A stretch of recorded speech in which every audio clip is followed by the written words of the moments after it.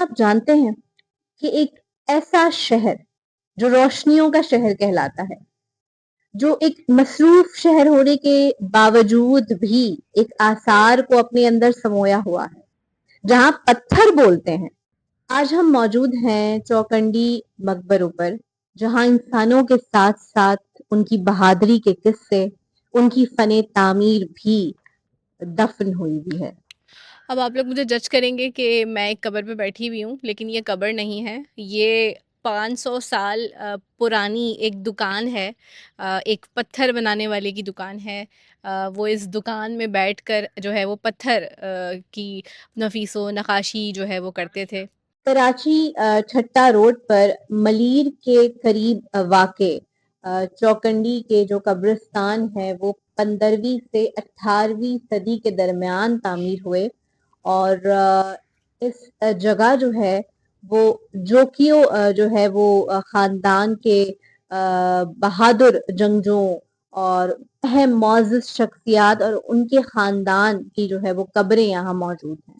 ان مقبروں کی خاص بات یہ ہے کہ یہ پیلی ریتیلے پتھر سے اس طرح جڑے ہوئے ہیں کہ 400 سال گزرنے کے بعد بھی آج تک اپنی جگہ پر موجود ہیں۔ بہت ہی مہارت اور بہت ہی خوبصورتی سے ان پتھروں کو آپس میں جوڑا گیا ہے۔ جو قبریں ہیں ان میں مردوں اور عورتوں کی قبروں کو ہم اس طرح ڈیفائن کر سکتے ہیں کہ اس پہ نشان ہے۔ تو میں جب آئی تو میں نے یہاں دیکھا، اب آپ یہاں دیکھ سکتے ہیں، یہاں اس قبر پہ ایک سپاہی بنا ہوا ہے جس کے ہاتھ میں تیر ہے اور وہ تیر چلا رہا ہے، تو اٹ مینس کہ یہ جو قبر ہے وہ کسی مرد کی ہے یا کسی سپاہی کی ہے یا کسی غازی کی ہے یا کسی لڑنے والے کی ہے۔ تو دس از اے ویری یونیک تھنگ۔ میں مکلی بھی گئی اور میں نے دیکھا، لیکن میں نے وہاں یہ چیز نہیں دیکھی، اور اب میں یہاں پہ ڈھونڈ رہی ہوں کسی خاتون کی قبر، وہ بھی میں آپ کو دکھاتی ہوں، آ جائیں میرے ساتھ۔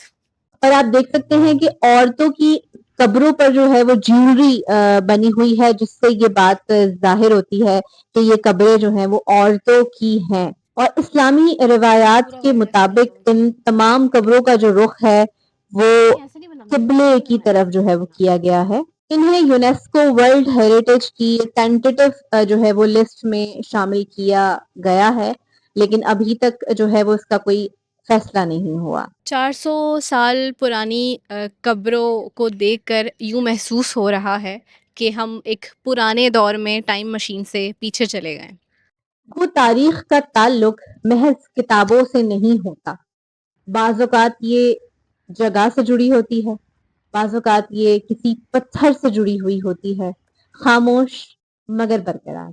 دوبارہ ملیں گے کسی نئی جگہ کی کسی نئی کہانی کے ساتھ، تب تک کے لیے مجھے فالو کر لیں، سبسکرائب کر لیں۔ اللہ حافظ۔